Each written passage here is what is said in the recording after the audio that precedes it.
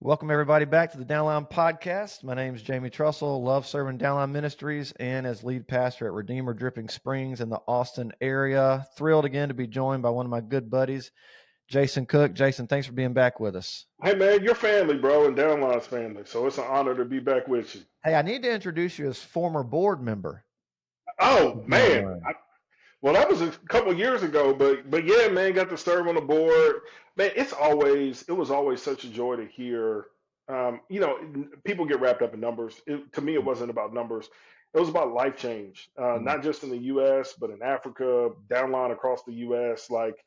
And overseas, just people digging into God's word and growing as disciples and making disciples. Man, it's a great joy for me. So I miss those days. Yeah, we do too. I'm glad we can connect here. Just a reminder to everybody that the point of this podcast is to help people walk with Jesus while they're pouring their lives into others. So we hope that this will help benefit to that end. All right, Jason, today we're going to talk about, and we've been even chopping up a little bit before we recorded, but what is it? Probably almost 4 years ago, you leave Memphis for the greater Atlanta area.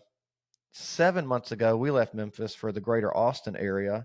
And I know change, transition, decision making, those processes, the difficulties of it, the joys of it, all those things. That's a common conversation people are having now. So I thought if we could add some maybe color and some experience and hopefully some wisdom that people can pass along as they're discipling people, making decisions, making transitions, thinking through change, kind of all the above. Yeah, man. Well, the reality is very few people are in a season absent of some type of transition. And that's a good point. And especially when you talk about moving jobs, moving cities, um, those are two of the top five most stressful times in somebody's life. And Mm. the period of transition, it isn't just like, oh, 3 months and then you're on to something different. A transitory period can be years in the For making. sure. And so a lot of people see transition as anomalous. But I actually think that how we navigate transition this side of heaven prepares us Mm. to meet Jesus because transition really puts us into the mindset of an exile. And I Mm. think one of the hardships with transition is when we assume that we're going to be a fixture somewhere, that we assume some place is our home, when really transition is a frequent and constant reminder that nothing here is home for us. It's simply preparation until we get to that stable land where there is no transition and it's forever stability with Jesus. Does that make sense? It makes total sense, and I think it's 100% biblically true, and I think it's 100% experientially awful a lot of It times, is. Yes. right? Kind of all wrapped into one. It doesn't mean there aren't good things and joyful things in the moment, but like you mentioned, that transition period takes a long time. And the point you made is true. Even you look at Barna, Pew, any of the research, people are going to make more changes in 2025 Western culture than people have ever made before. Like we are a transitory people now. So the days of, well, except kind of back in Memphis, where I feel like everybody's got some pretty established, ongoing rhythms, which is kind of unique for such a big city. Most big cities like Austin or Atlanta, somebody's coming in for 2 years, 3 years, and then they're out. And then somebody else is in there. I mean, you taste that in your church. We taste it out here. That's becoming more and more the norm. And some stuff is lost in that, right? Rootedness Mhm. and depth of friendship. But also, I think people are tasting what you're saying. It is a reminder that the world is not our home. Yeah. Well, and as a friend of mine says, he would tell me as I was transitioning out of one place into the next. He said, God always finds creative ways to wean us off of the lower pleasures of the world Mm, to fix our eyes on Him. And because He uses everything, those ways are creative. But man, those ways are hard. hard. And I think one of the things we can't lose sight of is navigating a real sense of loss in transition. So And being whether that, okay, sorry to cut you off. go ahead. As men, especially, being okay with admitting that. Yes. Yeah. Like you've gotta speak it. You've gotta say it. Like uh, from rabbinic Jewish tradition, there's a thought that rabbis pondered why God made Adam name every animal. Mm, And in Jewish rabbinic tradition, it was thought that unless something had a name, it didn't exist. mm, So it's one of the reasons why I think we've got to be specific in how we confess sin and repent from it. mm. We've got to That's be good. specific about naming what's happening in our world. I think actually speaking out loud what's going on inside of us in transition is Hmm. super important because no one is a bottomless hole of emotions. That emotion, those feelings are going to come out some way. They're going to Some be way. That's right. expressed in some 100%. way. So we got to talk about it. We got to talk about it. And honestly, for someone like me, I need people to kind of intentionally draw it out sometimes, or Mhm. hop on with you or something and say, because especially in our line of work, there's some layers where you just feel misunderstood unless you can process it with someone of similar career, background, training, whatever it is. That's one reason why discipleship's so powerful. It puts you in a relationship with someone that knows you, and it kind of creates that environment to do exactly what you're talking about. Yeah, absolutely. So my life, I've lived a life of transition. Moved from Birmingham to Atlanta at 13. Went new schools, Mm, new sports, new friends. Moved to go to college. Moved to play briefly with the NFL. Moved back to Oxford. Moved again to seminary in Birmingham, plant a mm, couple churches, then moved to Memphis, and now moving back to Atlanta. Like life has been uh, a series of transitions, and in each one of those moves, I'm on the phone with the guy who discipled me. I'm mm. asking him good questions. He's asking me good questions. I'm processing hard stuff with him. And now I've got some men around me that I can process and have these conversations with. Yep. But the one gift that he gave me that I think we can give each other, whether we're pastors or not, is the space to be vulnerable and honest, Yep. um, where we are each fighting to understand one another, not jumping to conclusions, but Yep. fighting to understand. That's a massive gift. So one of the things I just spoke recently for a men's retreat at a church outside of Houston, and I was talking with the pastor there, and he said, "Hey, I want you to come if you can and do 3 talks on friendship." And I was sitting here going, "Are you kidding me?" It's like I just left all my friends behind, and now I got to focus on this subject that I really don't want to dive into. And so, in part of the prep for that, I listened to one of the late Dr. Tim Keller's talks uh, on friendship, which is really helpful. But this picture came to mind, which I think he's right on. Is most of us, especially as men, we make relationships a little bit like this. So we're close, but we're close enough so I can jab you and keep you back. And there's this picture that Keller talks about of Jesus literally on the cross with his arms nailed. They couldn't be more wide open, Mm, which meant there's nothing in between relationally, that it's a full, like, come to me, completely vulnerable. And that word vulnerability sticks out because that is the key in discipleship. It's the key in friendship. The degree to which we try to relationally keep our hands up, it actually stunts our ability to process things like transition and change, in my opinion. yeah, and man, that's a good word. There's a difference. Mark Twain once famously said the difference between the right word and the almost right word is the Hmm. difference between the lightning and a lightning bug. Hmm. Right? So transparency and vulnerability often get interchanged. Transparency is when you're open and honest, but vulnerability is when you give people the opportunity to see you bleed. Mm. And I actually think vulnerability is the pathway to friendship. I think vulnerability is the pathway to healthy discipleship. And I think vulnerability, honestly, is the pathway to how to navigate transition healthy. It Um, is. And I hear, myself and even other people going, well, that sounds great. But you know what? When I land somewhere new and I don't know anybody, who in the world am I supposed to be vulnerable with? I think that's a fair question, right? mhm, And I mhm. think it's just a point we have to make, uh, is that, hey, it may take a little while to find that person. But just I mean, I don't know any way, there's no way of speeding up the process artificially of those kind of relationships.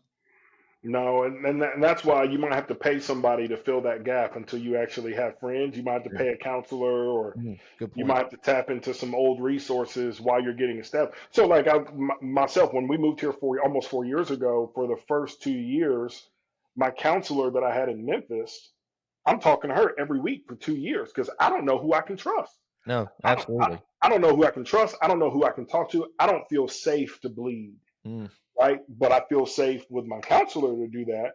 Now, 2 years in, transitioning out of that and into sort of a group of men and some men that I'm pouring my life into, those guys are now sort of my spiritual counselors, as it were.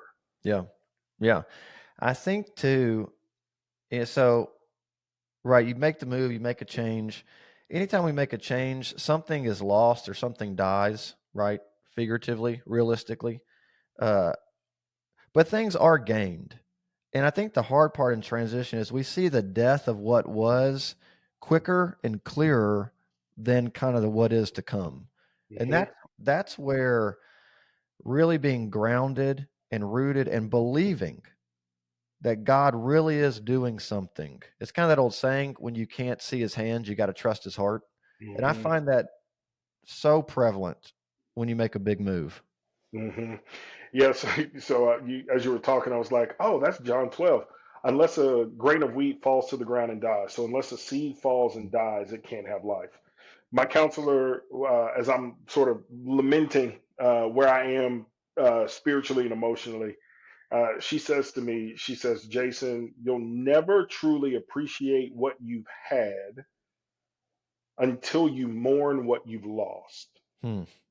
So until you fully, deeply mourn what you've Mm. said goodbye to, or what has happened to you, or that job that you lost, or that marriage you're no longer in, or those friends that are gone, or that family members, that's until you fully mourn what you've lost, you won't fully appreciate what you had.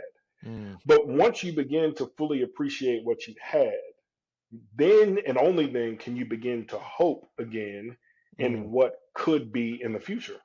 And That's I good. think when it comes to transition, it's real easy to lose hope and to fall into despair. And some people, by birth, genetically, or even chemically, are more prone to despair or depression or ennui. They're more prone to past thinking or present sort of Sure. fatalism. But I think hope and biblical hope always keeps us looking forward. And I think even in our discipleship relationships, allowing and really kind of leading those that we're pouring into to be hopeful and to look ahead to a reality that doesn't currently exist is essential to Christian discipleship. So I'll pick up on that. There was about probably a year before we actually moved. You kind of sensed God doing something disruptive. Didn't know what, didn't know how. You know, I've talked about that in the past. Hmm. And we're in a series on life of Abraham at Harvest. It's going to be the summer kind of preaching theme. And I've got chapter 12. I'm preaching verses 1 through 3. And it's interesting what's laid out right there is it talks about, I think intentionally so, it talks about family, it talks about kindred, it talks about country. And I started looking at that and going, that's a pretty standard threefold cost. Anybody that makes a transition pays. Either, so family, if we just broaden that to your closest, most supportive relationships, right? That's the people that are going to show up when nobody else will. Maybe that's your friends, maybe that's your actual family. Let's just say that's one category. All right. For Abraham, kindred was that entire extended social network. It's the fact that I know who my kid's dentist is. I know who their pediatrician is. I know where the grocery store. I mean, it's all the extended levels that make life secure and bring some comfort in that. And then geography. Here's a fact: he was going to land somewhere that was completely foreign to him. He didn't know the names of the roads. He didn't know the best neighborhoods. He didn't know what school district to be in. He didn't know. It's a brand new geography, and that's a threefold cost that I think all of us have to be prepared to mourn and to grieve and understand that you're going to change geographically. It costs you your closest relationships, at least proximity wise. And then I at least didn't realize how easy some aspects of life were just by the extended network that I had surrounded myself with, almost all that goes away pretty instantaneously. And that's like a register on the Richter scale size shock for a lot of folks. And man, yes, and it's why we have to be so kind to ourselves Mm, because you never get over that. yeah, that's a good point. And you never get over those things quickly. And anyone who says they get over those things quickly either has locked their heart away so deeply where they haven't felt any loss Mm, to encapsulate and insulate themselves from hurt. It's that old C.S. Lewis quote, if you want to lock your heart away, give it to no one, let it not shine on anything, not even a pet. And he says you'll watch your heart wither and die. Like some mm, people have locked themselves away, yeah. but I think for those of us who are courageous enough to feel, and courageous, especially men, courageous enough to Mm, feel and drop the facade that we're Superman and we got it all together. It's one of the reasons why we've got to give so much grace, space, and time to ourselves because that transition is not going to be over quickly. You're not going to navigate it perfectly, and it's going to take time to work through those things. And so, going back to your point on friendship, my first 3 years here, I'm on the phone multiple times a week with my best friends back in Memphis, right? Yeah, for sure. And I'm like, hey man, you ain't never gonna believe what's going on out here. Or like, man, this is what's going on in my soul, man. It's hard, it's rough. And they just listened and listened and listened and listened and kept pointing me to Jesus and listened and listened and listened and listened. And they gave me the grace, the space, and the time. And I had to learn to give myself the grace, the space, and the time to work through those things. Because the reality is, man, like I will mourn leaving Memphis for the rest of my life. But I'm Mm, also deeply, deeply grateful for it and also incredibly hopeful for what God is doing in and through the life of our church right now here in Atlanta. yeah. And just, you can pay me later, but to commend you, I think so many people, it's just easy to pull the plug early because things are hard, right? And just you're, persevering through the difficulty of change with kids and family and schools and all of that is so. I commend you. I kind of look to you as a pattern to keep me going and keeping me Mhm. in it. So I'm thankful for that. Hey, okay, let's say someone at least mentally assents to this reality. Change is hard. I got it. But I'm actually struggling with knowing if we're supposed to make a change or not. Right? There's the Mhm. whole decision making process. I got the privilege of being discipled out here in Austin years ago when we led out here the first time by a guy named Bob Christensen. And I was debating on leaving Austin kind of 1.0. And we wound up eventually being back in Memphis, now back out here. And I remember one day meeting with him and just question, question, question. He finally stopped me and said, hey, he said, I'm more interested in how you process making the decision than I am the actual decision. And he said, because the process is reproducible and can be filled with wisdom, the actual decision may be a one time thing. And that always stuck out to me is, uh, at least for me, you meet with guys, we want to know what decision to make. And I take the point he made home. It's actually more important to build a faithful process than trying to jump to the simple conclusion. You got any thoughts on that? A lot. So stop me if I go long. So there came a point where Courtney and I decided that every opportunity that God brought our way, we would pray about it. Mm, So people would all, I mean, Jamie, people have offered me all kinds of jobs, mostly like youth pastor, college minister jobs. yeah. But I knew and she knew that God called me to be a senior pastor. So we kind of had an initial filter. Hey, we're going to pray about everything. But unless it's a senior pastor job, we're not even going to entertain it. Okay. Mhm, So then a couple of those start coming along. And so we pray about it. We go through the steps, and so there's a discernment period. Hey, we're discerning. Does this line up with my gifts, my mhm, skills, my talent, and my desire? I'm going to come back to mhm. that here in a minute. Yep. And if it doesn't line up with those skills, gifts, calling, and desire, then it's got to go. But if it does line up, then we prayerfully take those next steps.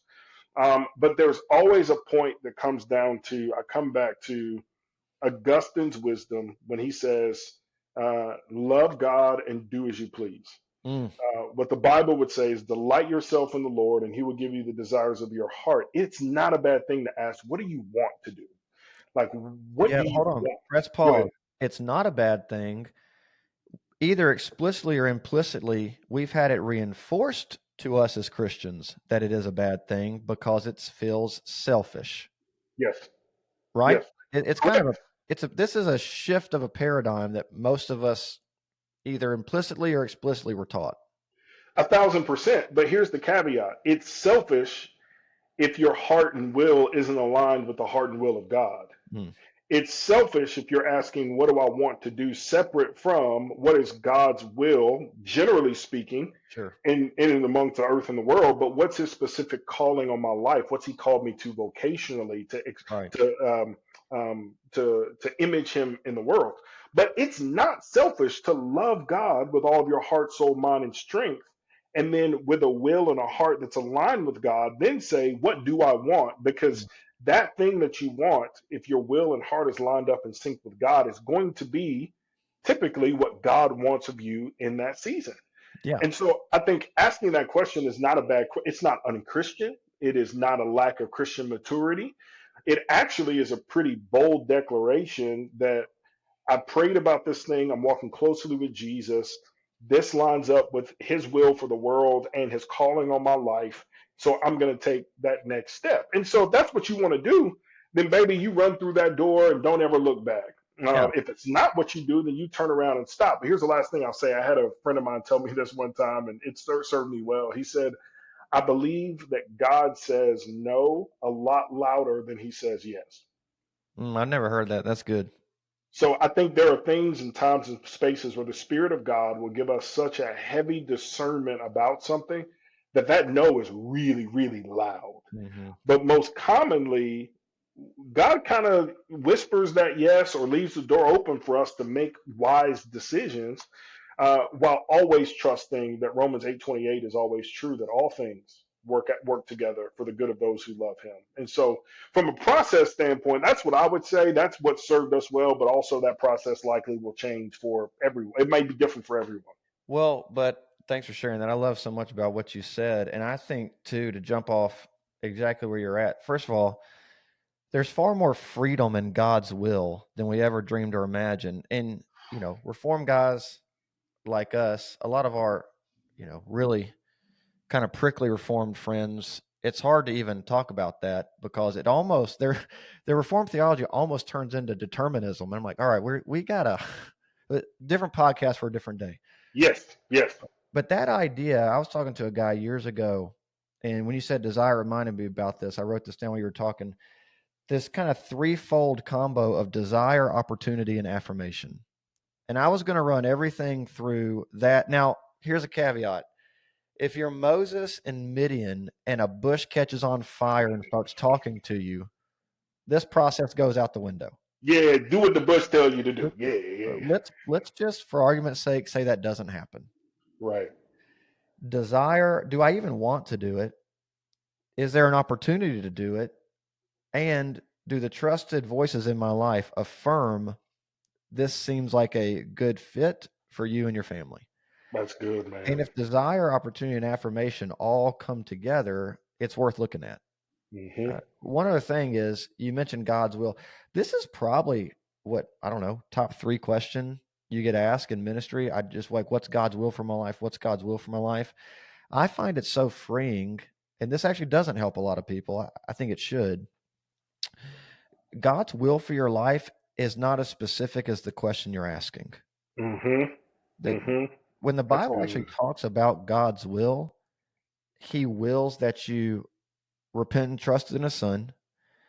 Paul says to the church at Thessalonica, God wills that you abstain from sexual Sexual immorality. immorality. That's right. Yeah. And that you live a holy life. Yes. Big picture, that's God's will for you.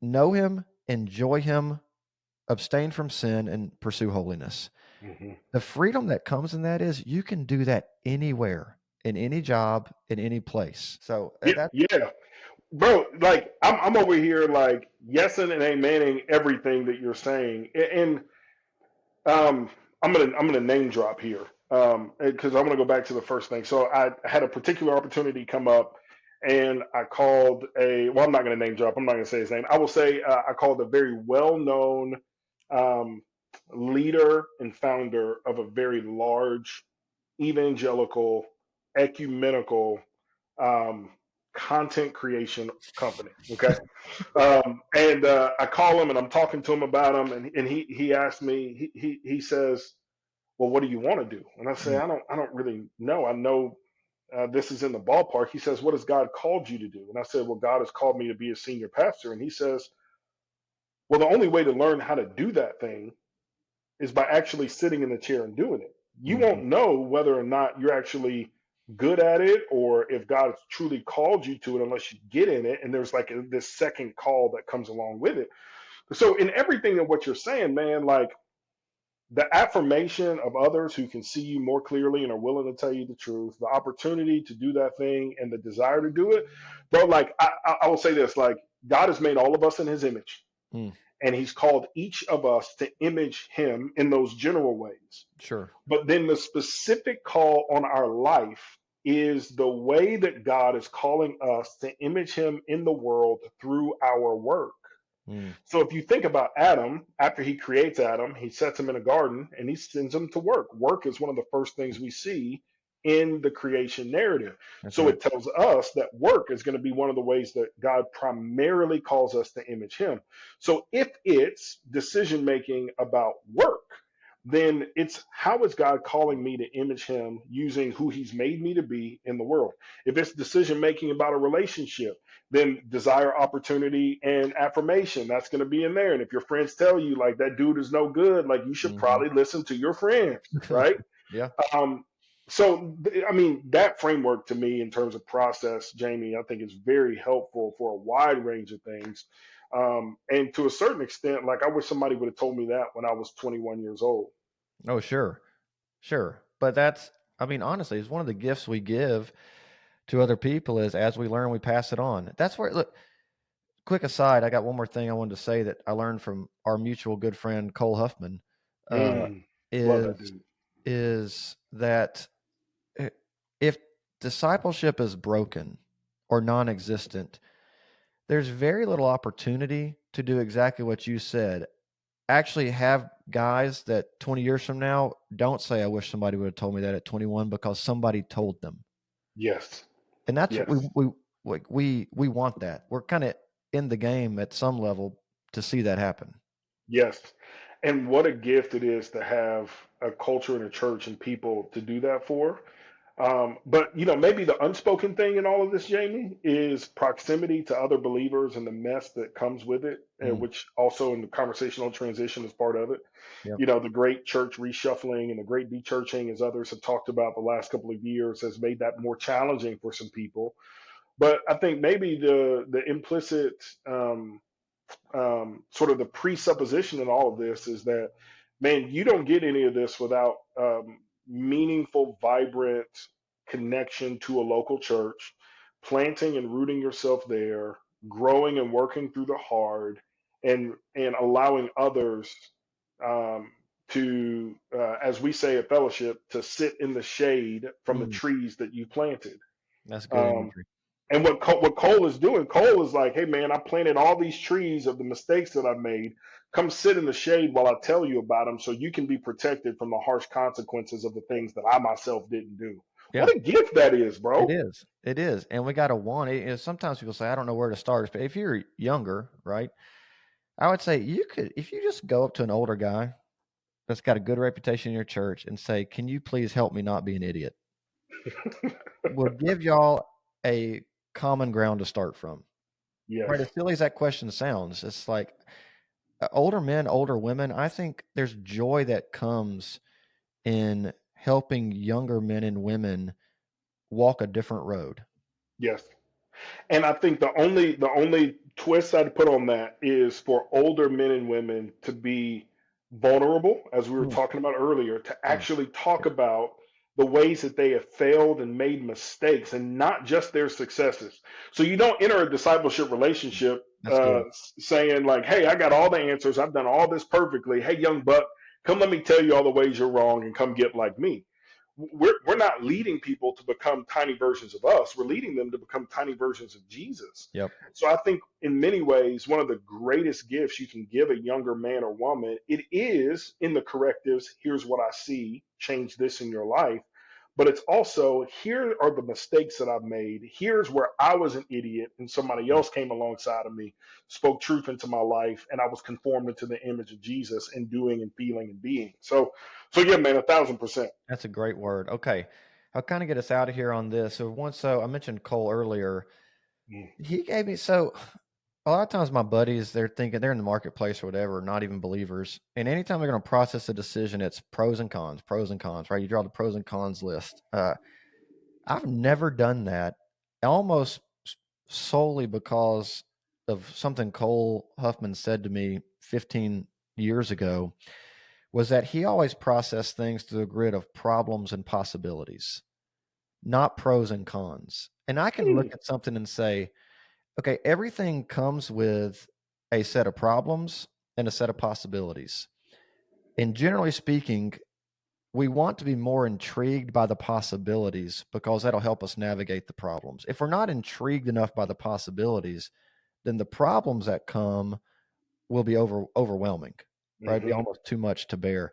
And that, I mean, again, 15 years later, that one simple line has stuck with me on all decision making of going, am I intrigued enough by what is possible, not what's promised, of what's possible? Hmm. Because, places where we're at or we've been at for a while, we know the problems and we kind of see the possibilities. And if that is greater, then we stay. But if there's this other opportunity where we don't actually know all the problems, but the possibilities are intriguing, well, then maybe it's something to think about. Man, so bro, I got so many thoughts. Okay, so first of all, I'm realizing you and I are wired very similarly in that, and Cole to a certain extent as well, in Now you can that, pray for you. right, in that we are wired to be visionaries and we are wired to think about possibility and we are wired to imagine a world that doesn't currently exist and Mm. then lead people in their own transformation to that end. Does that make sense? Yeah, conceptually, it makes total sense. But I'm also thinking that some people listening to this may not process as visionaries, but they're Mm. processing That's a through good the point. lens of, is this decision safe? That's a good point. So they see the problems, but maybe not see the possibilities as deeply and as much as they see the problems, and they might adopt the, mentality that it's better to go with the devil that you know than the one that you don't. Sure.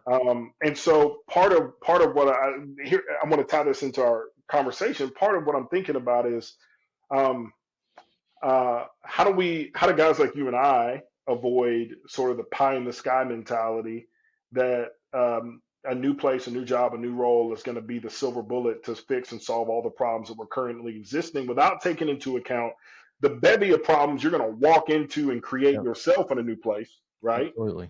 Versus those who need a little courage and bravery to actually push past the fear to do something different when they're comfortable not being afraid.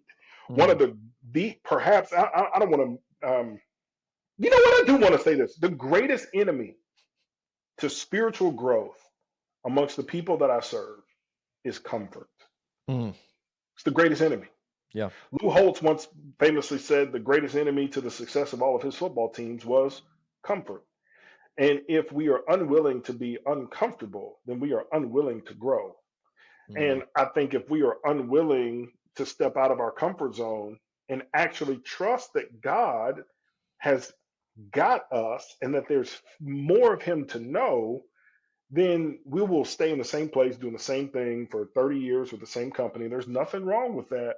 But what if there's more of God to know that He's inviting us to step out into for those Sure. possibilities to come to light? No, I love that. That's a great word. And you mentioned like the 30-year career. Again, there's nothing, God may have that for you. Hmm. And that may Yeah. be where you see, his kingdom come on earth as it is in heaven. What I've found is if you're pursuing Jesus, then it's a whole lot easier to discern, do I stay or do I go? Yes. Right? If Yes. if you are inactive, sin or rebellion or unplugged from God's word or prayer, whatever it is, unplugged from a church, you're only making it that much harder on yourself to discern these things. And yeah, man, so much more we could go. I'm gonna get us out of here on that. We're gonna pick it. So we'll say this until next time. Until next time, bro. Look, we can sit on here for the next 3 hours, you and me, and chat. Oh, hey, I will say, quick advertisement. You taught Judges in the spring.